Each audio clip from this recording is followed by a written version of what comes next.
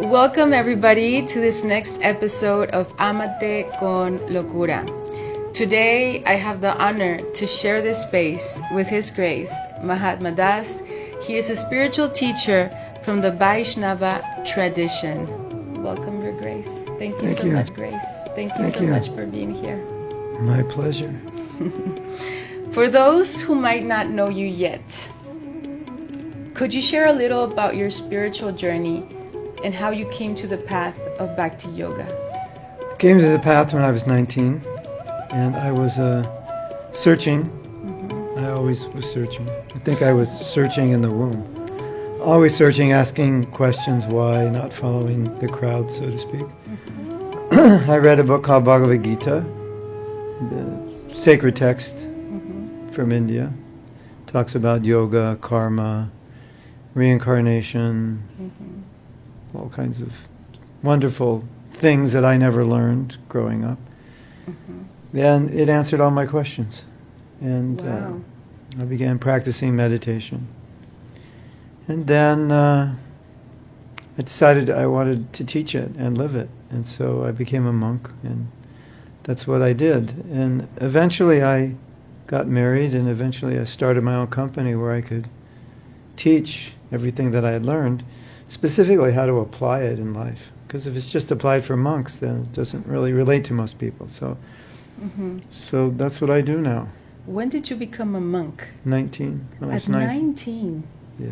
I retired at 17. You renounced everything. I kind of internally had renounced long before, because I kind of saw the futility of just working and doing what everyone else did. Not that working is bad, but I wanted something different. And so, when I was 19, I was ready. I met my guru.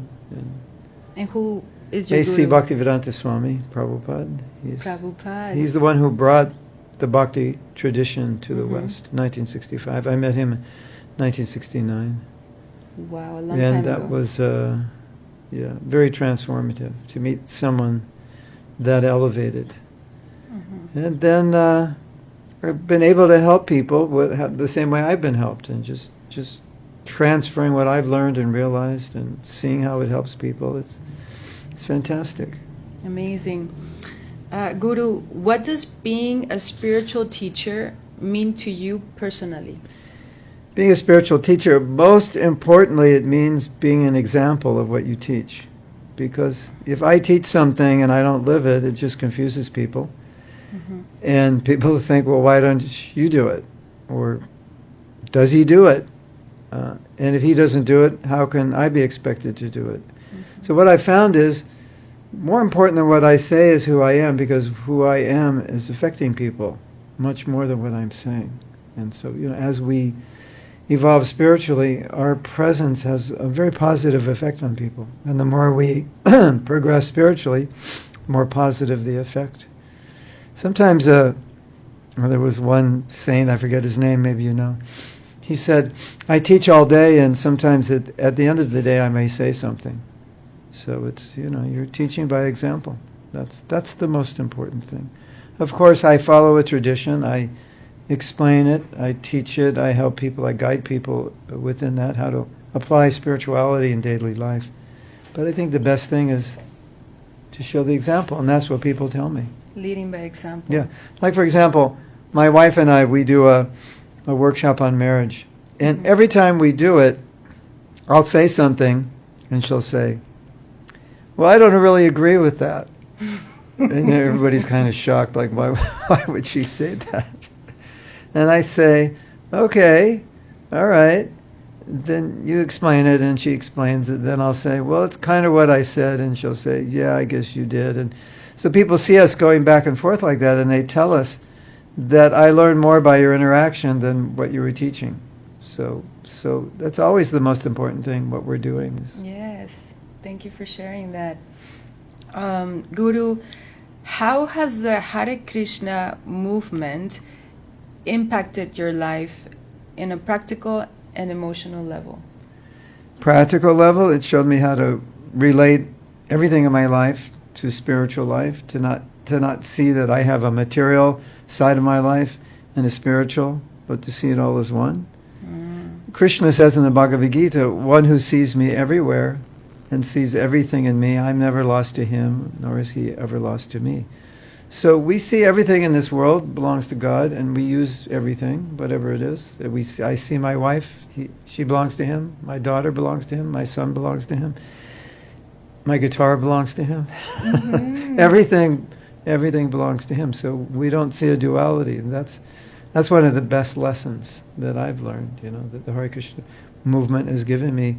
Emotionally, it's given us a way to express our emotions spiritually, to love wholly, fully. Because when you love God, then you've reached the pinnacle of love. And then when you love God, you can love everyone. You can give His love to everyone, and you can also, and be able to feel His love and be accepted by Him. Like this is love yourself. Well, if you know God loves you, then naturally you'll love yourself madly. Amazing. Yes.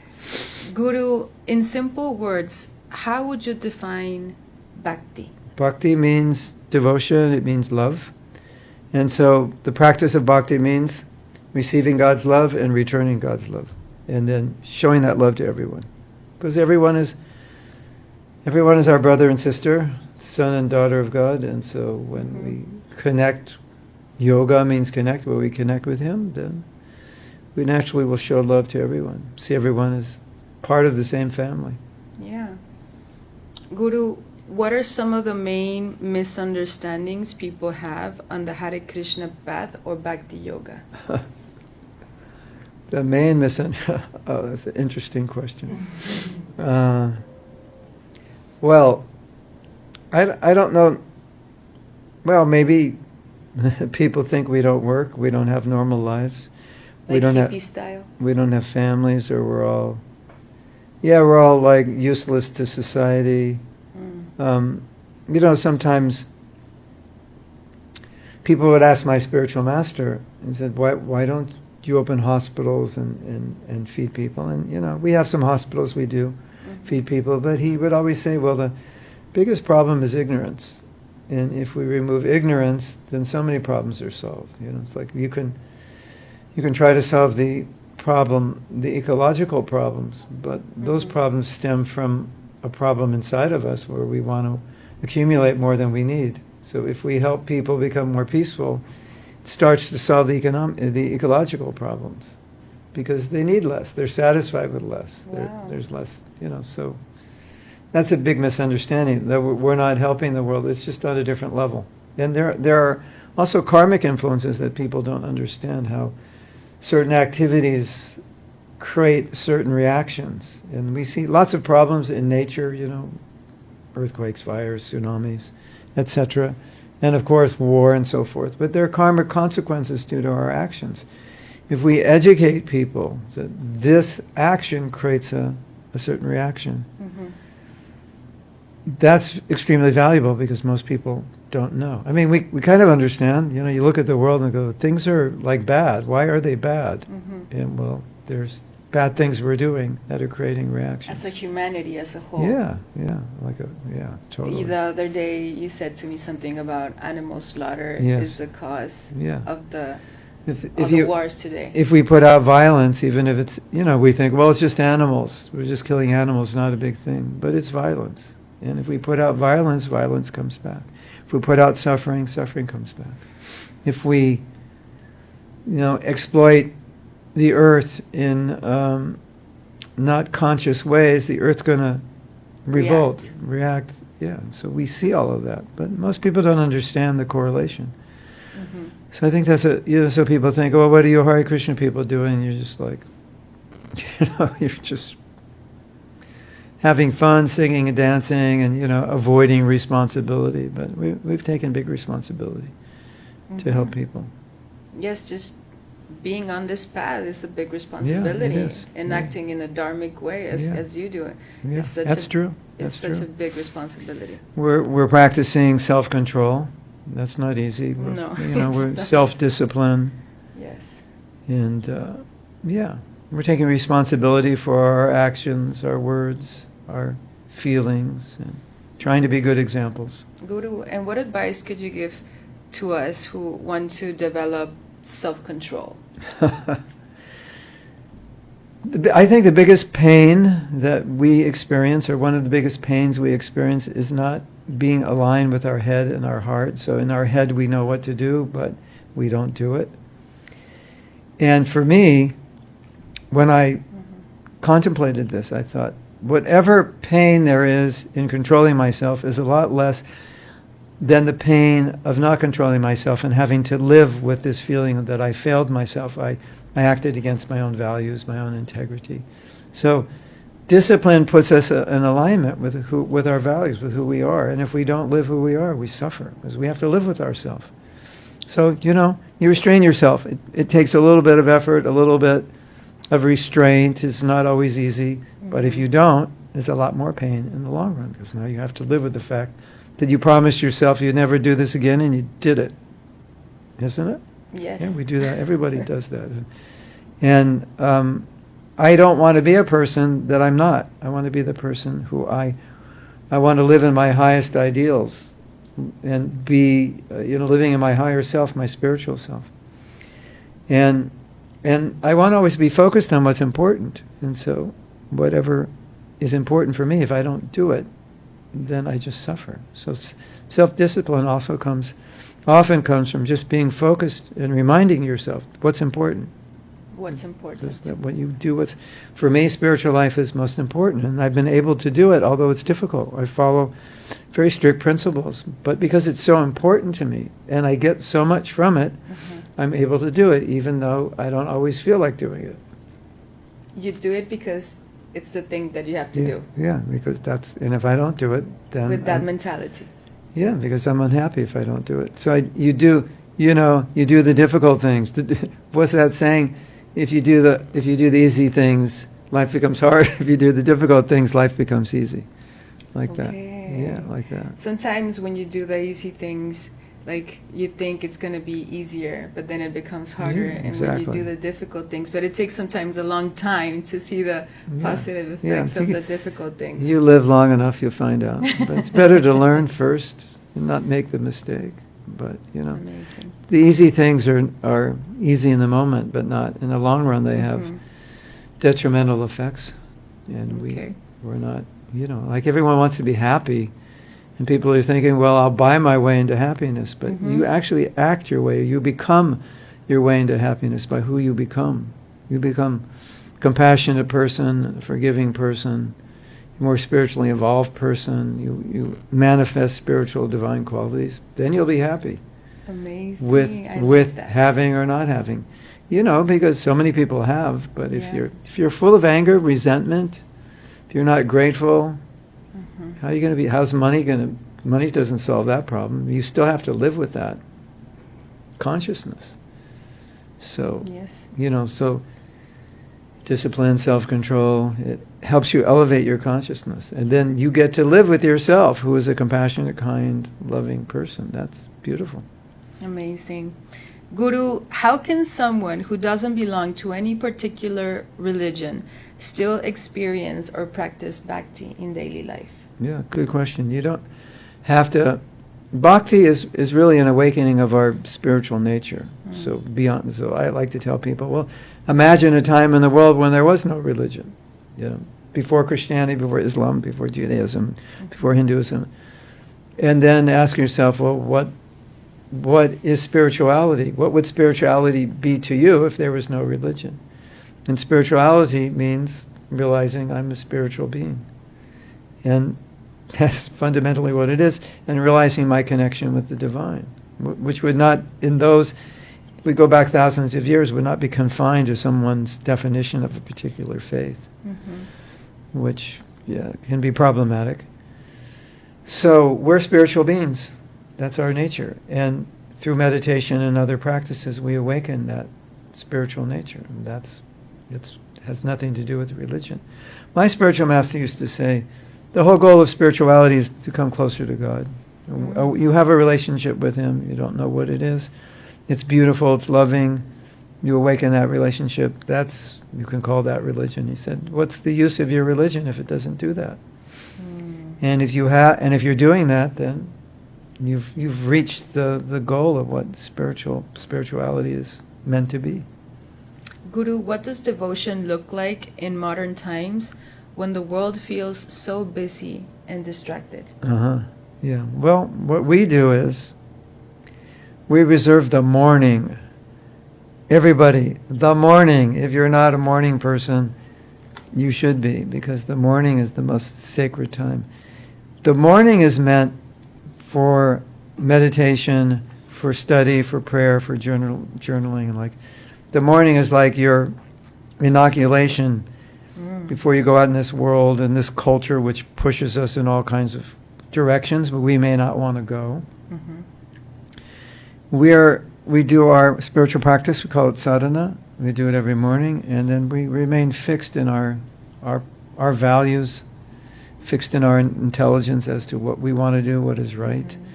So then the world can go the way the world's going. It's going to anyway, but it doesn't affect us as much because we're more fixed in our determination, our values, which we're strengthening every morning and making that divine connection. Could you imagine every morning, like I chant every morning, and I study every morning 2, 3, 4 hours. So you imagine, imagine you're sitting in a room with God for 4 hours every day, just talking to Him, and He's talking to you. And then you go out in the world, you're fine. The world's not going to push you. Okay. So you study 4 hours. We're chanting, reading, studying. Yeah. And the books that you read, is it like the Bhagavad Gita, the Srimad Bhagavatam? Yeah. They're called Vedic literature, yeah. Vedic literature. They're very vast. You could not finish them in 100 lifetimes. Wow. And they're very beautiful. There's so much there. It's just like an ocean, endless ocean of knowledge and realization. And one of the things we find is that when you read, it strengthens your intelligence, your beliefs, because sometimes our intelligence gets clouded and we start wanting to do things we don't really want to do because we're kind of being pushed by media, social pressure, examples other people set, and so forth. So that studying keeps our intelligence very strong. It keeps us connected to what's important for us, because sometimes we forget, because we just get influenced by... And now with social media, the influence is stronger. Guru, many people today are searching for meaning and purpose. From your perspective, what is the ultimate goal in human life? To realize yourself. To realize yourself, and self-realization. And then realize your relationship with God, which is really what yoga means. That's the definition of yoga, is to connection. Union. So, like we say, bhakti yoga, connection, union through devotion. So we are eternal spiritual beings. This is not the first life, and it will not necessarily be the last life. And most of us identify just with our body. I'm American, you're Mexican, she's Italian, he's Indian, I'm a man, you're a woman, I'm older, you're younger. You know, that's with the body, but it's the body. The body's gone, then what am I? Spirit. Yeah. So none of that is who I am. Those are temporary identities. Like, I'm wearing this shirt today, I'm not wearing it tomorrow. So my identity today is burgundy. Your identity is green and brown. So tomorrow we change clothes. So now tomorrow I'll be blue. And maybe you'll be burgundy. Or maybe I'll be green and brown. So materialistic culture, materialistic civilization identifies with the body. So most people are just trying to enjoy their body because that's how we enjoy, and that's all we know. And that causes a lot of suffering in the end, right? There's Totally. a lot of people that want to stay young, or if they don't have like a certain material thing, then they suffer because of that. And you lose. Material things don't stay, and they're not perfect, and you can't, I wish I were different, I wish I were younger, I wish I looked like this, I had this body, had this brain, had this ability. And there's a lot of lamentation that goes on. Even when you get things, then you might lose them, and then it's actually worse. You suffer. But spiritually, you don't have to go for those things, because the soul is by nature blissful. Wow. So if you realize your spiritual position, then you're happy, you're good. You're good to go. You don't have to, I mean, it's like, it's so much work to be happy. It's like first you got to work all week to make the money so you can spend it on being happy. And there's no guarantee that what you do is going to make you happy. And even if it does, it's not going to last. It's, you have to do it again. But if you come to a spiritual platform, it's constant because it's who you are. So everybody's running for happiness outside, when actually it's who we are. So it's like we're running away from happiness in the name of trying to find it because we don't realize it's within. It's like you're looking for wealth and you don't know that in your backyard there's a gold mine, and you sell your property because you're going to run out and look for a gold mine somewhere else. Wow. It's like that. Yeah. Amazing. Guru, how can chanting the Maha Mantra transform someone's consciousness and emotional state? Because we have a pure state of consciousness. We are, but it's just covered. Like everybody is pure by nature. It's like the sun's out, but on a cloudy day you don't see it. Doesn't mean the sun's not there. So we're clouded. We live in this world, this material world, we get clouded. What are we clouded by? Lust and anger and greed and envy and jealousy and all of that. Chanting removes that. So it removes the clouds. When the clouds are removed, you realize your spiritual nature, then you're happy, you're enlightened, and you realize that you're eternal. So then one of the greatest gifts of spiritual life is you lose your fear of death because you realize you don't die. Amazing. Yeah, I mean, what could be better? You can be happy all the time and not afraid to die. That's pretty good. I'll buy that. Guru, how do we know if we're truly progressing on the spiritual path? Because we are becoming detached. Okay. From detachment. Detached from selfishness. Okay. Detached from material things that are just giving me fleeting pleasure because I'm finding something better. So naturally, as I evolve spiritually, ordinary material pleasures are less interesting to me. I mean, just think. If you see someone who's very spiritually evolved, you would naturally not expect he'd be showing up with 2 girlfriends and smoking a cigar and driving a sports car. You're just like, of course, he wouldn't. You would consider he probably lives a fairly simple life, very detached, doesn't have many things, because if he's evolved spiritually, he wouldn't need those things. So I think everybody understands that. And so when you practice spiritual life seriously and you have a regular daily practice, you start to lose interest in some of the things you used to be interested in because you're gaining a greater pleasure from your spiritual practice. You don't even have to try. It just happens. It just happens naturally. Yeah. Amazing. Yeah, it's like if you have your favorite restaurant and your friend says, "Oh, this other restaurant's better," and you go to the other restaurant, it's better. Well, you don't go to your favorite restaurant anymore because this one's better. But you didn't consciously decide not to go. It's just that one's better. So as you experience in spiritual life, things are better. You're just other things you used to do. You just stop doing, and one day you wake up and you go, "Oh, I haven't done that in a month." That's what happened to me. Wow. I was going to school in the late 60s, university. So, late 60s was crazy. And I was in one of the most crazy places in America at that time. California. Berkeley, California. So there was a lot of drugs at that time, no? It was like the LSD party. It was like, Berkeley is across from San Francisco, so that's where it all happened, in the West Coast. And so, marijuana, LSD, mescaline, all that, that's just like normal. And that was the sexual revolution. That's when it all started. And so I started practicing what we call Krishna consciousness. I was studying Bhagavad Gita. I was chanting Hare Krishna. I was associating, we call it Sangha, associating with spiritual practitioners, which is extremely important. Yes. Because you get influenced by them. Exactly. So I was doing that, and after like a month, I woke up one day and I thought, you know, I haven't taken any drugs and no sex, no this or that.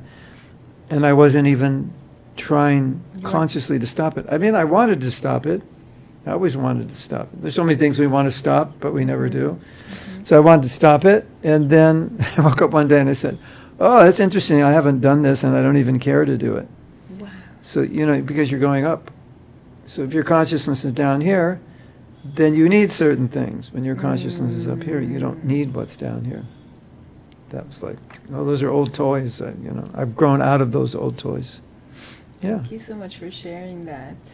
And Prabhupada was there in your Sangha in California. Yeah. That must have been amazing to meet I met Prabhupada in Los Angeles, and I received initiation from him. Wow. In the temple there, that was 8 blocks from where I grew up. Okay. I was getting initiated by him, and my parents had no idea. Were your parents okay with that? They weren't.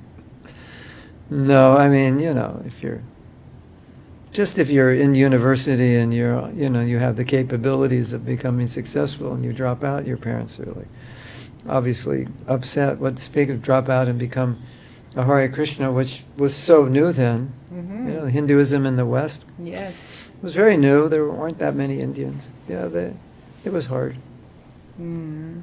But Guru, how can we stay spiritually grounded in a world filled with so much noise, distraction, and technology? It goes a little like the other questions. Yeah, by being around spiritually minded people. The Sangha. By having the Sangha and having a daily practice. Starting from the morning. Yeah, and reading spiritual books. And meditating. We chant Hare Krishna, Hare Krishna. Krishna Krishna, Hare Hare, Hare Ram, Ram, Ram, Hare Hare. You can all chant that. Try that 5-10 minutes a day. 1 week, your life will be completely changed, or your money back. Guru, what advice would you give to someone who feels disconnected from God or from their own heart? I'd have to know why they feel disconnected. I think some of it can be due to maybe the religions that they were raised in, or maybe their family was professing to be religious but not acting that way. And it's unfortunate that we may have bad experiences, but I would just say that we are children of God and He loves all of us. And so if you just go with that, and that He wants you to love Him back. That's all He wants. And He doesn't judge you. He just gives. He loves and gives, and He doesn't judge. And that's what we all want. Yes. You know, sometimes we might see God like our parent. And if our parent wasn't loving, then we can see God, you know, if our parent is very disciplinary or unloving or hard, and we could see God that way. And then we look at the world and we're trying to make sense of the suffering and how could there be a God. And so we shouldn't see God like a unloving parent. We should see Him as a loving parent. Like a loving parent. And we should understand that what's going on in the world, there's so much karmic reaction. You know, if you burn your hand while you're cooking, it's not God's fault. You know, you're supposed to use the fire to cook. That's why He gave it, not to burn yourself. So, you know, He gives us this world and it's misused, and we suffer. Okay. But anyway, He doesn't want us to stay here. He wants us to go back to Him. So we can do that. Also. How do you personally deal with challenges, doubts, and moments of discouragement?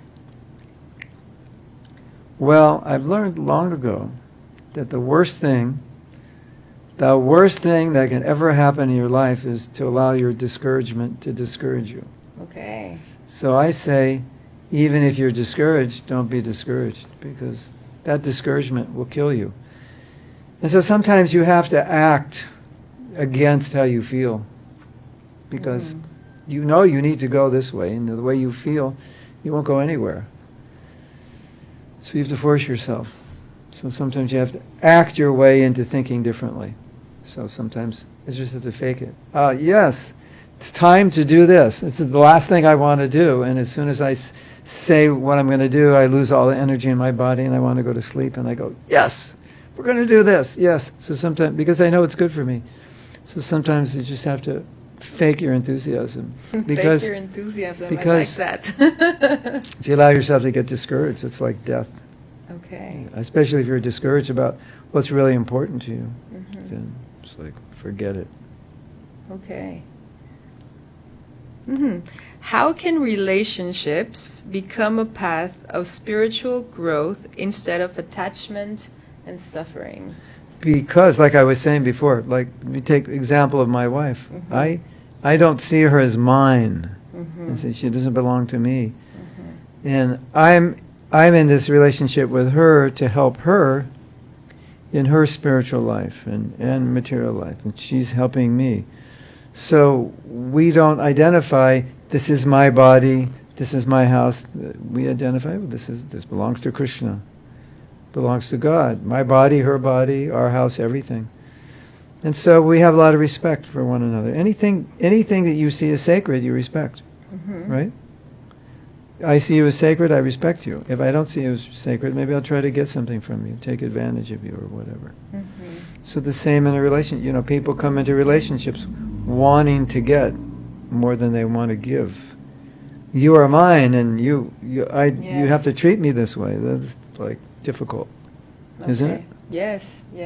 And that's what, like, usually the culture, that's what it pushes us to. Yeah. That when we have like a partner, he's mine, and he can't be anybody else's partner. And I think, exactly, that's what causes suffering, the attachment. Yeah. So we one of the basics of bhakti is that the nature of the soul is to serve. It's our fundamental nature, our dharma is to serve. So husband serves the wife, wife serves the husband. That's the idea. We serve.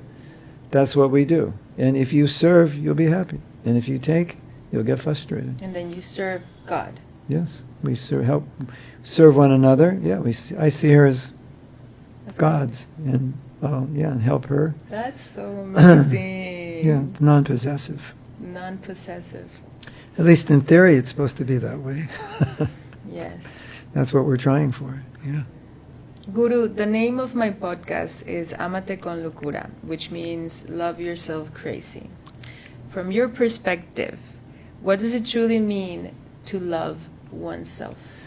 Well, it depends on your conception of self. Okay. So if you just identify with your body, then to love yourself means to go to the salon and get your nails done and get a massage and get your hair done and take a few days off and just sleep and like that. Spa day. But if you're a spiritual being, then it's to take care of yourself spiritually, to take care of your divine connection, to make sure that whatever you're doing in your life is bringing you closer to that connection. Because that's the self. That self, that spiritual self is connected to the Supreme Self. Sadhana. Sadhana. Also being kind on yourself, not beating yourself up, not basking in guilt and shame because you failed to be perfect and all that. Because when you take the spiritual life, your ideals go up, your aspirations are higher. And, to be disciplined is difficult. And so we expect more of ourselves. So there's always the liability that if you expect more of yourself, when you fail, you'll beat yourself down.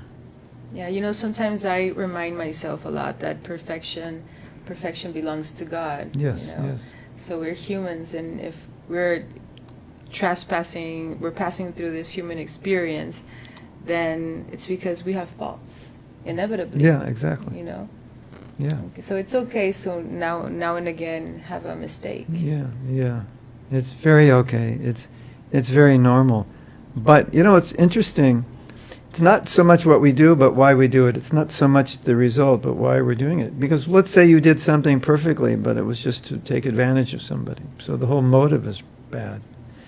Or you tried to help somebody, you didn't do it perfectly, but that's better because it's better for you and it's better for the world if our motives are pure. So it's like, why? It's the intention behind the action. Exactly. Why are you doing this? So that's part of the way Krishna, God, sees us. It's like, why are you doing it? What's your motive? And if your motive is to please and to serve, that's perfect. It doesn't have to be perfect any other way, because that's perfect in and of itself. That's really important, yeah. So in the end, everything's perfect. On the spiritual platform, if your motive is... On the spiritual platform. If your motive is pure, it's perfect. Yeah. No matter what the outcome is. Yeah. We could say generally, at least. You know, there's a verse in Bhagavad Gita, Krishna says, offer me a fruit or a flower or a leaf or water. Mm-hmm. And if you do it in devotion, I will accept it. So those are insignificant things.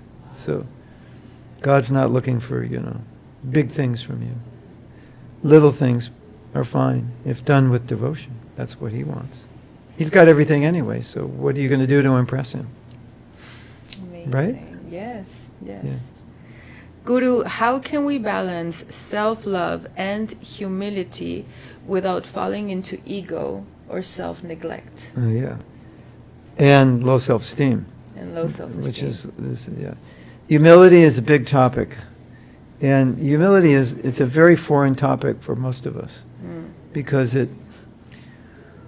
when we look at humility, sometimes we equate it with low self-esteem or lack of self-confidence or being taken advantage of. But humility is actually strength. It's the strength of those who are spiritually evolved because, big ego is not strength. Big ego is just the person's weak and they're compensating Yes. for their weakness and the lack of self-confidence.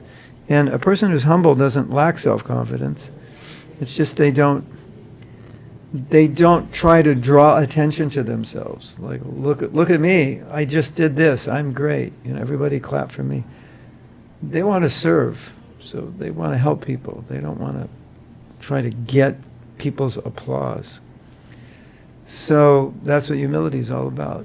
And spiritual life means humility. Humility means spiritual life. And material life generally means pride. Wow. Arrogance, ego. I want to be, isn't it like first when a person meets you, the first thing they say is, what do you do? Mm-hmm. Oh, I collect trash. That's what I do. You don't want to say that. You want to say, I have this and I own this and I wrote this book and that's what we want to say. A humble person say, what do you do? And they say, I just try to help people. It might have written 100 books, been famous, Nobel Prize. They won't even talk about it. They're not their intention to be in the center. Their intention is to help people. So that's what humility means. It's not, we're a long way, but spiritual life means. I have a course on humility and it's called Happy Small. Small is happy, small is powerful.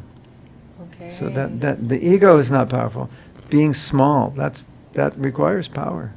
Yes. And when you're small, as spiritual beings, we are small. So it's just realizing that we are small. That's all. And we're all the same. Yeah, exactly. We're not. Yeah, exactly. I'm not better than you. You're soul, I'm soul. I'm not better than an ant. I'm not better than a dog. We're all souls. That's humility. Now, it gets mixed up with emotional problems, That's difficult because part of humility means to be honest about your own faults, mistakes, and like that. If you have low self-esteem, you don't want to look at all of that. It's difficult because you're always looking at it. And you're always feeling bad. So it requires a little bit of adjusting for people who want to practice humility, who have low self-esteem.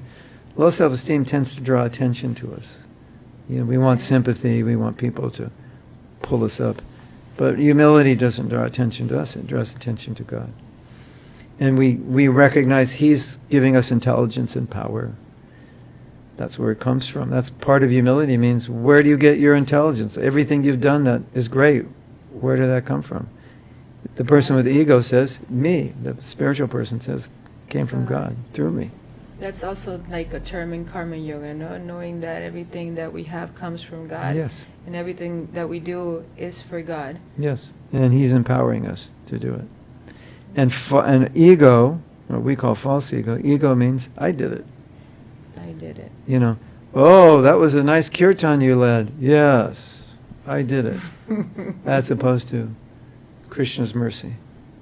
God's mercy. It was coming through me. Yes. Comes through me, And it's his power, it's not mine. That's humility. And ego is, it's my power. And so the height of ego is atheism. Then there's nothing beyond you. You are the, you, whatever good you did, that was you. There's nobody else. And that in the end can cause suffering as well. Yeah, and in the middle and the beginning. In the middle and the beginning as well. What is the role of compassion and forgiveness in Bhakti Yoga? Yeah, Bhakti is made of compassion and forgiveness. And it's one of the most outstanding qualities of anyone who's spiritually evolved. The compassion really means to feel the suffering and to feel suffering of others, but not being able to tolerate their suffering and to do something to relieve it. And so, if I am compassionate, I will automatically forgive, because why would I want you to suffer? For, you say, you did something to hurt me. Just don't worry about it. That's compassion. That is the biggest compassion. Yeah. When somebody does something to you and you're like, okay. And it's compassion to yourself also, because if you don't, you'll suffer, because you'll carry that resentment in your heart and it'll pollute you. And how do you let go of that resentment in your heart when somebody has done something that really hurt you? It's essentially done through compassion. Okay. That Developing. If you look at any spiritually evolved person, they're like unlimitedly forgiving. Wow. That's their nature. That's just because there's compassion. So if you're compassionate and you're humble, you're going to be forgiving, because you don't want to see people suffer, and you don't want to see them suffer on your own account. Mm-hmm. So if someone comes and says, "Please forgive me," you're not going to say, "No, that was too bad what you did." Mm-hmm. And another thing, or maybe even, maybe a little easier to understand, is that every person who comes into your life and creates a problem for you is a teacher. And if you just allow yourself to learn, then it's like, then you realize, actually, they didn't do anything wrong. I needed to learn that. And that is the best thing you said to me today. So everyone is a teacher. I have a PowerPoint on that. Yeah, I created a conversation with God and said, like, why do you allow suffering? And the whole conversation was, there's so much you needed to learn, and I was just giving you a chance to learn it. And if you didn't learn it the first time, I have to do it again and again. And once you learn it, I don't have to create that problem for you anymore. So people come many times as lessons. Exactly. We call them abusers, but they're actually teachers. If you can learn from them, then they're your teachers. Like, I have a course in forgiveness, which we're actually going to be online on February 15th, 16th, I think. 15th, 16th? If it's Saturday and Sunday, if it's the 15th. November? 16th, yeah. Okay, It's gonna be 15th, online. 16th of November, 2025. We'll have to give you the info, yeah. Okay. And in that course, I talk about what I learned through forgiving, and I learned amazing lessons that I could have never learned unless somebody hurt me. So I had to be hurt to learn the lesson. So one of the first things I teach, if you've been hurt, you're really fortunate, because now you're going to learn how to forgive, and once you learn how to forgive, you're going to be up here. Mm-hmm. So you're going to be in a really amazing place. You're going to be living with compassion. You're going to be living with understanding. You're going to be living wisely because you were hurt and you wanted to learn to forgive. And if you were never hurt, you'd never learn to forgive. Wow. How do you learn tolerance unless there's something to tolerate? There's a saying, like Cahill Cabran, he said, like, I learned tolerance from the people that bothered me. I've learned this from all these people. I learned these different lessons, and they're all people who are creating problems for me. I learned silence from the talkative. I learned silence from the talkative. Like I learned what not to do when people treated me a certain way. See, you can learn so much. But if you're always looking to punish and get back. And another thing is, all people are doing is triggering us. So, the resentments we have, it's just that we were triggered. by something, and if we didn't have those triggers inside, we'd be fine. They wouldn't bother Yes. us. So those triggers, they create an emotion, right? Yeah. And that emotion doesn't feel good. But you have to ask, why did what that person do trigger me? Like, what's going on for me? Why is that trigger there? When I became a Hare Krishna, my mother kind of just rejected me. Mm-hmm. And then later on, after I was a monk, I got married, and then my wife just one day said, "I'm leaving you." It's like, so like rejection, like I'm like, hit. Triggered you. So this big resentment I had later in my life was betrayal. It was rejection because I was wounded. So that person triggered me. That's where the resentment came from. If I don't have those wounds, I wouldn't have had a resentment. He would have just left, and I would have said, "Oh, well, whatever."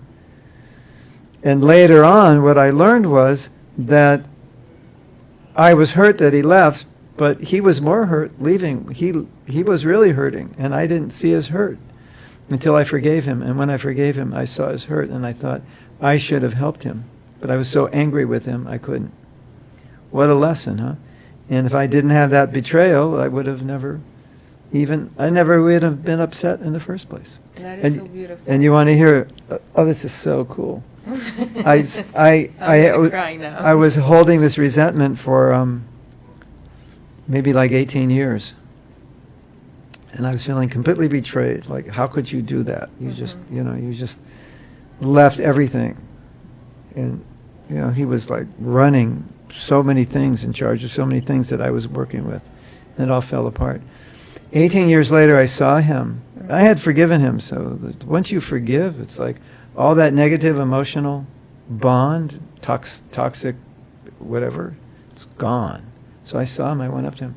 He put his head down. He wouldn't look at me. And he said, "Please forgive me. I know I disappointed you. I know I let you down," which is exactly how I was feeling for 18 years, not knowing that the day he left, he was already feeling that he had disappointed me. And I was hating him. Isn't that weird? And I'm supposed to be a Hare Krishna devotee full of compassion. What a lesson that I had to learn. That's amazing. Through forgiving. So you learn through forgiving. Through forgiving. Yeah. Oh my God, that's so beautiful, Guru. And Thank you so much. And if you stay victim, you don't learn. Right? Yes. What message would you like to share with those who are just beginning their spiritual journey? Oh, yes. If you're just beginning your spiritual journey, you have to have a daily practice. Get up in the morning early. That's your sacred time. That's your sacred place. Even people who are not on a spiritual journey do that. You need association of spiritual people. You need to study spiritual books, and you need to have mantras. Mantras. Yeah. I can give it all to you if you want. Yes. You can. We have a book. I would suggest they read my book, Spiritual But Not Religious. Oh yeah, can you tell us a little bit about your book? So I wrote a book called Spiritual But Not Religious because I was meeting so many people who were, just kind of dissatisfied and disheartened by religion, but they were very spiritual. And so it was a book to extract the essence of spirituality as I've learned it and practiced it, and written for people on a spiritual path. As a book I wish I would have had when I started. It's like, okay, where's the book I needed? I say, well, 50 years later I could write it. So it goes through all aspects of spirituality with not, it's not religious. And we talk about how to find happiness without, the whole materialistic thing. We talk about vegetarian. We talk about reincarnation, karma, meditation, just defining what spirituality is, defining what success is. What about Guru, the nature of God? That's really great. And we have it in Spanish now, and any day now it's going to be available in English. Amazing. So we'll have to give you all the links so you can give everyone. Yes, we're going to put all the information that he gives me in the platform, and all the platforms that we're going to be transmitting this podcast. Fantastic. Guru, Yes. if you could give one piece of advice to your younger self when you first started walking this path, what would it be? Don't run away from how you feel. Don't suppress your feelings. Don't run away from them. And Be honest with yourself. Face yourself. Face your stuff. Thank you. And one last question. Okay. Could you share a mantra or a short spiritual practice that our listeners can take with them after this conversation? Yeah. The only mantra that I would share is the mantra I already shared, but we'll share it again. This mantra, I chant this mantra every day for a few hours, and I've been doing it since I was initiated when I was 19. And by far, this is the most powerful spiritual practice I've ever done. I did meditation before, and this has transformed me. And it awakens what's already in us. There's like so much in us we don't even realize. So it's, as I said, it's purifying us, and so much realization comes, and so much happiness and peace. Just reciting Hare Krishna, Krishna Krishna, Hare Hare, Hare Rama, Rama Rama, Hare Hare. Just do that over and over again. I do it 2 or 3 hours a day, but you can start 5-10 minutes. And take my guarantee. In 1 week, you will not be the same person. You will be a much better person, much happier, more satisfied. And also, maybe some of these things that you're doing that you want to give up, you'll find it. That bonds of that loosening. Mm-hmm. Guru, can you also share a little about your retreats that you have and the Yes. courses, so people can... So I have developed several courses and retreats. I developed a course on meditation, forgiveness. I have one on marriage. We have one on self-care, self-love, self-acceptance, on vows, on bhakti in general. And I do this so we can go very deep into one thing like that. What I just told you about forgiveness, it's like a little drop of what we can go. And when you go very deeply into something, you get so much out of it. And it's different from reading a book, because you're there with other people who are also exploring and going through their own issues, and you get to work with them and hear about it and help their one. Experiences. Oh, it's just amazing. And then we do retreats in India. Okay, what part of India? Where do you have the next Vrindavan. Retreat? Vrindavan. Yeah, the most holy place in India. February 15th we have a retreat. We'll give you more information. Yeah, we go very deeply into our bhakti practice. Okay. It's amazing, yeah. It's quite life-changing to go to India and go to a retreat in India. And especially with a good sangha. Yeah, supportive people. And yes. you know why retreats are important is because you need to sometimes get out of your normal life. Because when you're busy and you just get caught up. When you go to retreat, you move out of that environment, and now you can look at your life from a distance, and you get objectivity that you can't get when you're in your life. Because you're in your life, it's kind of all like, I know I should do this.